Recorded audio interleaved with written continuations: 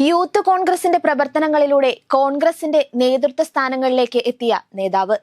ഒരു വ്യാഴവട്ടക്കാലം എറണാകുളം ജില്ലാ കോൺഗ്രസ് കമ്മിറ്റിയെ മുന്നോട്ട് നയിച്ച തലമുതിർന്ന വ്യക്തിത്വം. അരങ്ങൊഴിയുന്നത് കോൺഗ്രസിന്റെ കരുത്തനായ അമരക്കാരിൽ ഒരാൾ തന്നെയാണ്. എറണാകുളം പെരുമ്പാവൂർ വാഴക്കുളത്ത് TKM ഹൈദ്രോസിന്റെയും ഫാത്തിമ ബീവിയുടെയും മകനായി 1941 ഡിസംബർ 7 TH മുസ്തഫയുടെ ജനനം. SSLC ആണ് വിദ്യാഭ്യാസ യോഗ്യത. പ്രാഥമിക വിദ്യാഭ്യാസത്തിന് ശേഷം മുഴുവൻ സമയവും രാഷ്ട്രീയ പ്രവർത്തനത്തിനായി മാറ്റിവെക്കുകയായിരുന്നു. യൂത്ത് കോൺഗ്രസിലൂടെയാണ് പൊതുരംഗത്ത് എത്തുന്നത്. 1977 ആദ്യമായി ആലുവയിൽ നിന്ന് നിയമസഭയിലേക്ക് മത്സരിച്ച MLA ആയി. 1978 കേരളത്തിലെ കോൺഗ്രസ് പിളർന്നപ്പോൾ ലീഡർ K കരുണാകരനൊപ്പം ഉറച്ചു നിന്നവരിൽ ഒരാളായിരുന്നു മുസ്തഫ.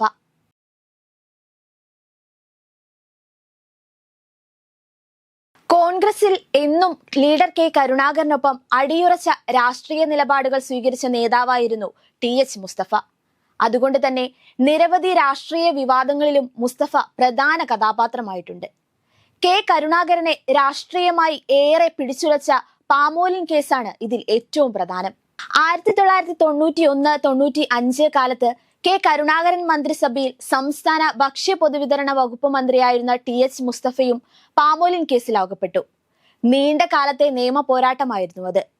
K കരുണാകരൻ മലേഷ്യയിൽ നിന്നും പാമോലിൻ ഇറക്കുമതി ചെയ്യാൻ തീരുമാനിച്ചതിന് പിന്നിൽ വൻ അഴിമതി നടന്നുവെന്ന ആരോപണമാണ് TH മുസ്തഫയെ ഏറെ പിടിച്ചുലച്ചത്. കോൺഗ്രസിലെ ഗ്രൂപ്പ് വഴക്കിന്റെ പേരിലാണ് തന്നെ കേസിൽ ഉൾപ്പെടുത്തിയതെന്നായിരുന്നു മുസ്തഫ എക്കാലവും ആരോപിച്ചിരുന്നത്. കരുണാകരൻ മന്ത്രിസഭയിൽ ധനമന്ത്രിയായി പ്രവർത്തിച്ചിരുന്നത് ഉമ്മൻചാണ്ടിയായിരുന്നു. പാമോലിൻ കേസിൽ 2ാം വട്ട അന്വേഷണം പ്രഖ്യാപിച്ചതിലും TH മുസ്തഫ നടത്തിയ പ്രതികരണം കോൺഗ്രസിൽ വലിയ വിവാദങ്ങൾക്ക് തന്നെ വഴിവെച്ചു. തന്നെ പ്രതിയാക്കുകയാണെങ്കിൽ അന്നത്തെ ധനമന്ത്രി എന്ന നിലയിൽ ഉമ്മൻചാണ്ടിയെയും പ്രതി ചേർക്കണമെന്നായിരുന്നു മുസ്തഫയുടെ പ്രതികരണം. കേസിൽ ഉമ്മൻചാണ്ടിയെ ഒഴിവാക്കിയിരുന്നു. 2016 KC ജോസഫും K ബാബുവും മത്സരിക്കരുതെന്ന പ്രസ്താവനയാണ് പിന്നീട് പാർട്ടിയിലുണ്ടായ മറ്റൊരു വിവാദ പരാമർശം. 3-4 തവണ മത്സരിച്ചു കഴിഞ്ഞാൽ മത്സര രംഗത്തു നിന്നും മാറണമെന്നും യുവാക്കൾക്ക് അവസരം നൽകണമെന്ന നിലപാടിൽ ഉറച്ചു നിന്ന വ്യക്തിയായിരുന്നു മുസ്തഫ. 1980 നിയമസഭാ തെരഞ്ഞെടുപ്പിൽ കോൺഗ്രസിന്റെ സ്ഥാനാർത്ഥിയായി മത്സരിച്ചിരുന്നെങ്കിലും സിറ്റിംഗ് സീറ്റിൽ പരാജയമായിരുന്നു.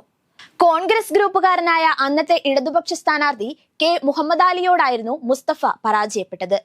ഇതോടെ മുസ്തഫ തട്ടകം കുന്നത്തുനാട്ടിലേക്ക് മാറ്റി നട്ടു. 1991-95 9ാം കേരള നിയമസഭയിൽ K കരുണാകരൻ മന്ത്രിസഭയിലെ ഭക്ഷ്യ പൊതുവിതരണ വകുപ്പ് മന്ത്രിയായും പ്രവർത്തിച്ചു. 1996 വീണ്ടും കുന്നത്തുനാട്ടിൽ നിന്ന് മത്സരിച്ചെങ്കിലും CPM-ലെ MP വർഗീസിനോട് പരാജയപ്പെട്ടു. 2001 നിയമസഭാ തെരഞ്ഞെടുപ്പിൽ CPM-കാരനായ MP വർഗീസിനെ തോൽപ്പിച്ച് വീണ്ടും കുന്നത്തുനാട്ടിൽ നിന്ന് നിയമസഭാംഗമായി. INTUC-യുടെ സംസ്ഥാന നിർവാഹക സമിതിയിലും ദേശീയ കൗൺസിലിലും അംഗമായിരുന്നു അദ്ദേഹം.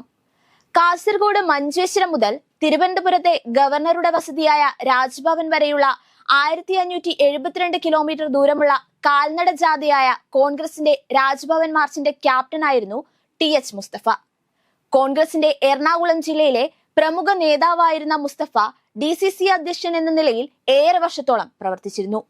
1968 മുതൽ 78 വരെ എറണാകുളം DCC പ്രസിഡന്റായും 1978 മുതൽ 83 വരെ KPCC ജനറൽ സെക്രട്ടറി സ്ഥാനത്തും 1983 മുതൽ 97 വരെ KPCC വൈസ് പ്രസിഡന്റ് സ്ഥാനത്തും 1968 മുതൽ 78 വരെ എറണാകുളം DCC പ്രസിഡന്റായും 1978 മുതൽ 83 വരെ KPCC ജനറൽ സെക്രട്ടറി സ്ഥാനത്തും 1983 മുതൽ 97 വരെ KPCC വൈസ് പ്രസിഡന്റ് സ്ഥാനത്തും 1982 മുതൽ 86 വരെ കേരള ഖാദി വ്യവസായ ബോർഡ് വൈസ് ചെയർമാൻ സ്ഥാനത്തും 1982-84 കോൺഗ്രസ് നിയമസഭാ കക്ഷി ഉപനേതാവ് എന്നീ നിലകളിലും പ്രവർത്തിച്ചിരുന്നു.